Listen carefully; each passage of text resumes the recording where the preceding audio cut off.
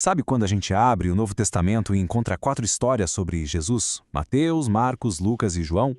Às vezes a gente pode pensar, ué, por que 4? Não é tudo a mesma coisa? Pois é, a resposta é um grande e sonoro não. E é exatamente sobre isso que a gente vai conversar. Vamos mergulhar no porquê de cada evangelho ser tão único e, na verdade, indispensável. Para a gente desvendar esse mistério, precisamos nos fazer 3 perguntas bem simples, mas que são a chave de tudo. Quem escreveu? Para quem escreveu? E, talvez a mais importante de todas, por quê? Acredite, quando a gente responde a isso, tudo começa a fazer muito mais sentido. E é aqui que a coisa fica interessante. Nosso foco vai ser exatamente esse, entender para quem cada autor estava falando. Pode parecer só um detalhezinho histórico, né? Mas não é. É como ter a chave certa para abrir uma porta. Sem ela, a gente até olha pelo buraco da fechadura, mas não consegue entender a cena completa lá dentro. Bora começar então? Nossa primeira parada, o Evangelho de Mateus. A grande imagem que ele pinta de Jesus é a do Rei Messias. E olha, só esse título já diz muito sobre a intenção dele, né? Então, vamos pensar juntos. Mateus estava falando diretamente para os judeus. E o que era super importante para eles?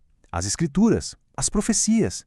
Então o que Mateus faz? Ele vai ligando os pontos, sabe? Quase como se dissesse, olha aqui, essa profecia, Jesus cumpriu. Lembra daquela outra? Ele cumpriu também. Ele está construindo um caso sólido de que Jesus era, sem sombra de dúvida, o Messias, o rei que eles esperavam há séculos. Agora vamos mudar completamente o ritmo. Saímos da realeza de Mateus e mergulhamos na ação de Marcos. Aqui, Jesus é apresentado como o servo em ação. A palavra-chave, ação.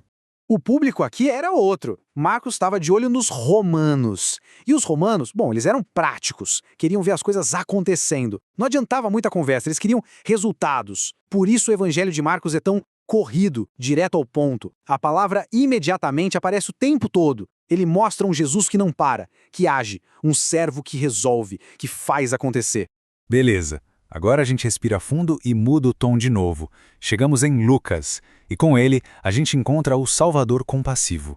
O foco aqui sai da coroa do rei e da agilidade do servo e vai direto para o coração, para a compaixão. Lucas, que era médico, tinha uma preocupação diferente. Ele escreveu para os gentios, ou seja, para todo mundo que não era judeu. A mensagem dele é universal. Ele faz questão de mostrar um Jesus que se importa com os marginalizados, com os pobres, com as mulheres, com quem a sociedade da época deixava de lado. É um convite de braços abertos para toda a humanidade. E para fechar nosso quarteto, chegamos em João. E olha, João é diferente. Se Mateus, Marcos e Lucas se concentram muito no que Jesus fez, João vai fundo em quem Jesus é. O retrato dele é profundo, teológico, o Deus encarnado. O público de João já era de casa. Ele estava escrevendo para a igreja, para pessoas que já acreditavam. Então ele não precisava provar um ponto, sabe? O objetivo dele era outro. Era aprofundar a fé, levar o entendimento sobre quem é Jesus a um outro nível. Ele fala da divindade de Cristo, da vida eterna. É uma conversa mais íntima, mais profunda. Olha só que incrível quando a gente coloca tudo lado a lado. Fica muito claro, né? Mateus mostra o rei para os judeus, Marcos o servo ágil para os romanos, Lucas o salvador de todos para os gentios e João o Deus profundo para a igreja. Não tem contradição aqui. É como se cada um pintasse um ângulo diferente de um mesmo quadro. Juntos, eles formam a imagem completa. No fim das contas, a grande lição é esta. O contexto é tudo. É a chave, literalmente. Saber para quem se estava escrevendo e por que isso muda o jogo. Não é só curiosidade histórica, é fundamental para a gente não se perder na interpretação.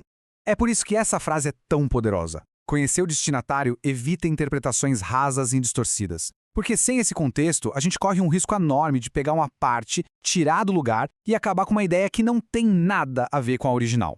E olha, a própria Bíblia meio que dá essa dica. Lá em 2 Timóteo, por exemplo, diz que toda a escritura é útil para ensinar, para corrigir, e para que ela seja útil de verdade, a gente precisa usar direito, né?